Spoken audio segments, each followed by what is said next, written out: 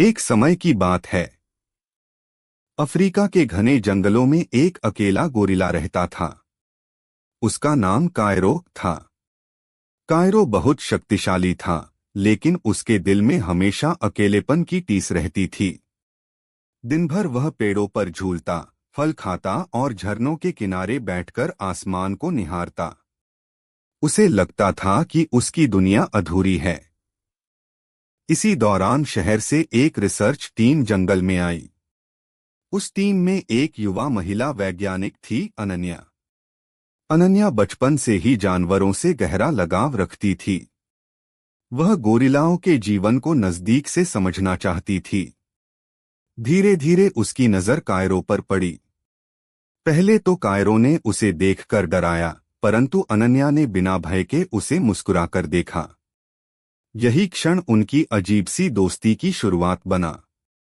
अनन्या रोज Cairo के लिए केले और आम लेकर आने लगी। कायरो पहले सतर्क रहता, पर कुछ दिनों बाद उसने उसके हाथ से फल लेना शुरू कर दिया। यह रिश्ता विश्वास पर टिका था। धीरे धीरे कायरो उसे देखकर खुश होने लगा। उसकी आंखों की चमक बदल गई। अब वह अनन्या को देखते ही पेड़ से उतरकर पास आ जाता। जंगल के और जानवर भी यह बदलाव महसूस करने लगे। अनन्या गोरिल्ला की भाषा नहीं जानती थी, पर उसकी आंखें और हाव भाव समझ लेती थी। वह जब उदास होता तो अनन्या उसे गाना गाकर शांत करती। जब खुश होता तो वह तालियां बजाकर पेड़ों पर नाचता। एक दिन रिसर्च टीम को शहर लौटना पड़ा। अनन्या का दिल टूट गया। कायरो भी बेचैन हो गया। उसने पहली बार जोर से दहाड़ लगाई, जैसे कह रहा हो, मत जाओ। अनन्या समझ गई कि यह सिर्फ एक वैज्ञानिक और जानवर का रिश्ता नहीं रहा, बल्कि इसमें गहरी भावनाएं जुड़ चुकी हैं।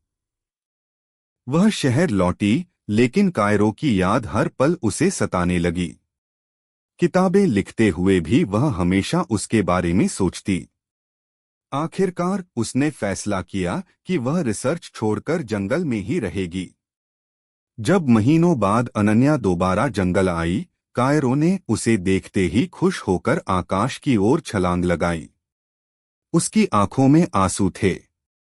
यह मिलन किसी प्रेम कथा से कम न था। दो दिल जो भाषा और रूप से भिन्न थे, लेकिन आत्मा से जुड़े हुए थे। उस दिन से अनन्या ने जंगल को ही अपना घर बना लिया। कायरो और अनन्या की यह अनोखी कहानी इंसानों और जानवरों के बीच सच्चे प्रेम और विश्वास की मिसाल बन गई। यह